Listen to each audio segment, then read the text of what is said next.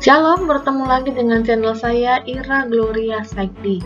Kiranya melalui channel ini semakin nama Tuhan dipermuliakan, firman Tuhan dinyatakan, dan banyak orang yang diberkati oleh Tuhan. Amin. Ya, saudara yang terkasih, hari ini saya akan membahas tentang hukum Taurat yang kelima. Apa itu bunyinya? Hormatilah ayahmu dan ibumu. Ya, dari 10 hukum Taurat yang diberikan, hukum Taurat yang kelima ini adalah hukum Taurat yang pertama yang Tuhan berikan, yang sifatnya adalah relasi kepada sesama kita manusia. Dan Tuhan memberikan tempat yang pertama kepada orang tua kita. Hormatilah ayahmu dan ibumu. Kita melihat apa sebenarnya arti hukum ini, apa sebenarnya tujuan dari hukum ini. Mengapakah saya harus menghormati ayah dan ibu saya? Perhatikan, sesungguhnya kita menghormati orang tua kita karena kita berhutang nyawa dan kehidupan kepada mereka. Kita dipelihara dan dikasihi saat kita tidak berdaya dan sangat lemah. Dan sesungguhnya tanpa mereka kita tidak bisa hidup di dunia ini. Kita ada dari orang tua kita. Makanya kita harus hormat kepada mereka. Karena sesungguhnya kita berhutang nyawa, kita berhutang kehidupan kepada mereka. Dan ingat, ketika kita tidak berdaya, maka kita dipelihara oleh orang tua kita. Makanya hormatilah ayahmu dan ibumu. Ketika Tuhan menghadirkan kita di dunia ini, maka Tuhan memiliki rancangan bagi setiap kita di dunia ini. Dan Tuhan memakai orang tua kita untuk memberikan nasihat-nasihat tentang kehidupan di dunia ini. Dan ketika kita menghormati orang tua kita, maka rancangan Allah akan terjadi dalam kehidupan kita. Ketika kita menghormati orang tua kita, rancangan Allah hingga kepada puncaknya akan diberikan kepada kita. Contoh kecil, ketika kita tidak menghormati orang tua kita, maka kita melawan, lalu kita melawan firman Tuhan.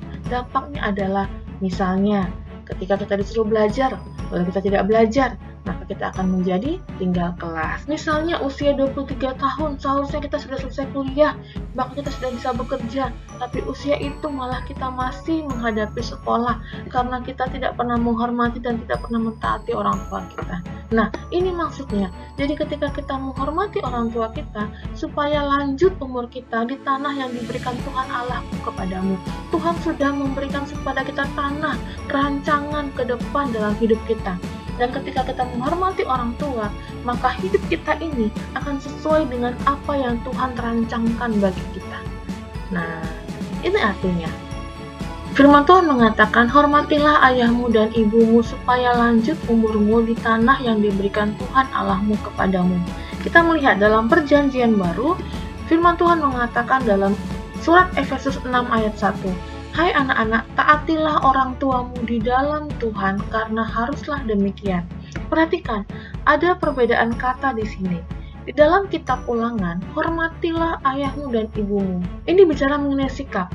Ketika kita bersikap kepada orang tua, maka firman Tuhan mengatakan sikap kita adalah hormat kepada mereka. Dan hormat di sini tidak ada batasannya. Bahkan ketika orang tua kita pun berbuat yang salah, tapi sikap kita haruslah hormat kepada mereka. Saudara terkasih, firman Tuhan mengatakan, hormatilah ayahmu dan ibumu, supaya lanjut umurmu. Maka sikap kita harus menghormati mereka. Seperti apapun keadaan orang tua kita, maka sikap kita haruslah hormat kepada mereka.